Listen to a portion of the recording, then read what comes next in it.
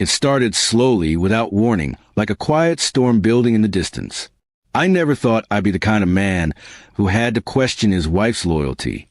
Nadia and I had been married for 11 years. We had our ups and downs like everyone, but I believed in the strength of our bond. She was charming, intelligent, and someone I trusted with my life. But in the end, it was that same trust that blinded me. At first, it was little things. Nadia suddenly started dressing differently, more elegant, more mature. She said she wanted to feel more confident, that after turning 35, she needed to find herself again. I admired her efforts, never suspecting that her transformation wasn't for her. It was for someone else. She started going out more, brunches with friends, yoga classes, late-night book club meetings. I didn't question it. I believed a relationship should be built on trust, not suspicion.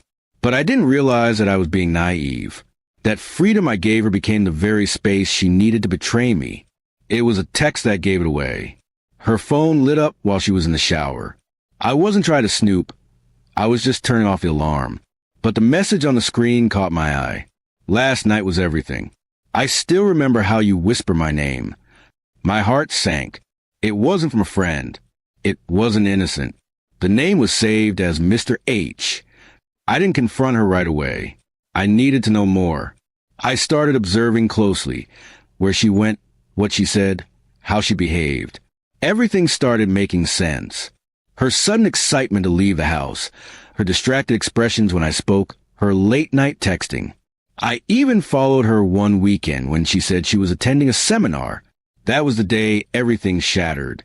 I watched from across the cafe as she sat with him, a man at least 20 years older than her, graying hair, expensive watch, confident and smooth.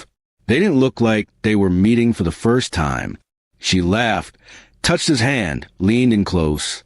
I saw her kiss him when they thought no one was watching. I felt like I'd been punched in the stomach. I couldn't breathe. I went home that day without saying anything. I kept everything bottled inside. I couldn't decide whether to confront her or walk away quietly. But the anger grew. I had to know. How long had it been going on? Why him? Why this man who looked like he could be her father? When I finally asked her, she froze. Her face went pale. She tried to deny it at first, saying he was just a friend. But when I mentioned his name and described what I saw, the truth started spilling out. She confessed. They'd met at a business seminar. He was charming, wealthy, and gave her attention she claimed I no longer did. She said she didn't plan for it to go this far, that it started with conversations and turned into emotional comfort. Then one night, it crossed a line. She claimed she felt alive again, something she hadn't felt in years. I asked her, "And what about me? What about our vows?"